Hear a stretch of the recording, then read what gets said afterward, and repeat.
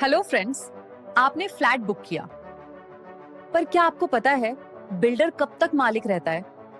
Welcome to flats card. I am your host and आज का topic every home buyer के लिए बहुत इंपॉर्टेंट है। Let's get started. Today we'll discuss agreement for sale, sale deed and conveyance deed. नाम सुना होगा, but क्या डिफरेंस है तीनों में आज पता चल जाएगा। So what is agreement for sale? Agreement for sale एक लीगल प्रॉमिस होता है बिटवीन बायर एंड बिल्डर, जिसमें डिसाइड होता है कि फ्यूचर में प्रॉपर्टी ट्रांसफर होगी। एज पर RERA act and section 13(1) builder property cost का 10% से ज्यादा एडवांस या एप्लीकेशन फी नहीं ले सकता जब तक एक written agreement for sale sign ना हो जाए। एग्रीमेंट फॉर सेल में ये सब लिखा होता है, जैसे फ्लैट का price, payment terms, possession date, refund policy, सब कुछ रिटन में होता है boss. So read carefully before signing.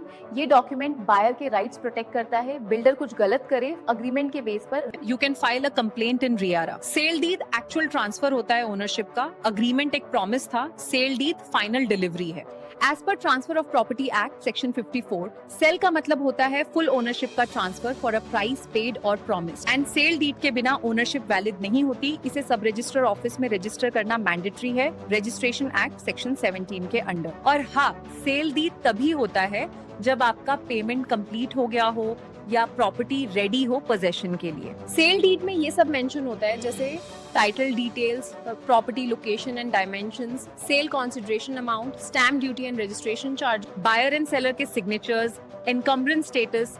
ये ही वो डॉक्यूमेंट है जो आपको ऑफिशियल प्रॉपर्टी का मालिक बनाता है, समझे? एंड ये डॉक्यूमेंट स्टैम्प ड्यूटी के साथ रजिस्टर के ऑफिस में रजिस्टर होता है। ये प्रूफ होता है कि पेमेंट कंप्लीट है और फ्लैट के मालिक अब आप हो। इसके कुछ टाइप्स भी होते हैं, जैसे 1 absolute sale deed, 2 conditional sale deed, 3 sale agreement cum sale deed, 4 lease cum sale deed, 5 general and special sale deed. इसके लिए हम अलग से वीडियो बनाएंगे। Now let's move toward conveyance deed और इसके बारे में जानते हैं। महाराष्ट्र में कन्वेंस डीड एक लीगल डॉक्यूमेंट होता है जो बिल्डर से हाउसिंग सोसाइटी के नाम प्रॉपर्टी का ओनरशिप ट्रांसफर करता है। इसके बिना प्रॉपर्टी डेवलपर के नाम पर ही रहती है, जो फ्यूचर में लीगल प्रॉब्लम्स क्रिएट कर सकती है। कन्वेंस डीड तब बनता है जब पूरा प्रोजेक्ट कंप्लीट हो जाता है और सोसाइटी को फुल राइट्स मिलते हैं।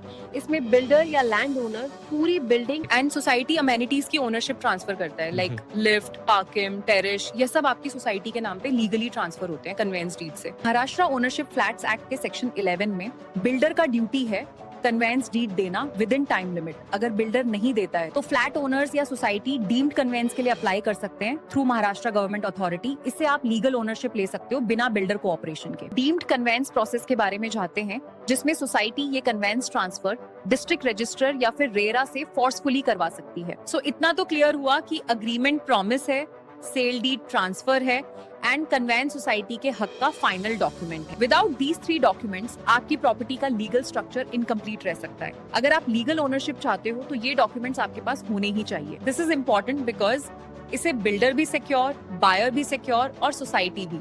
इसके होने से लीगल प्रोटेक्शन सबको मिलता है। एंड अगर डॉक्यूमेंट ना हो या मांगने पर ना मिले तो लीगल एक्शन का पूरा राइट आपके पास होता है। And this is strictly follow in India because real estate scams ना हो, बायर प्रोटेक्शन के लिए, रेरा एंड मोएफा कंप्लायंस के लिए, टाइटल क्लैरिटी के लिए, और हर बायर को उसका लीगल हक मिल सके इसलिए। सो डियर फ्रेंड्स, जब भी प्रॉपर्टी खरीदने जाओ तो ये नॉलेज मस्ट ही। So always remember, agreement for sale शुरुआत है, सेल डीड आपका टाइटल प्रूफ है और कन्वेंस डीड कलेक्टिव ओनरशिप का सर्टिफिकेट है। ऐसे ही रियल एस्टेट इनसाइट्स के लिए stay tuned with flatscard.com. Search it, buy it.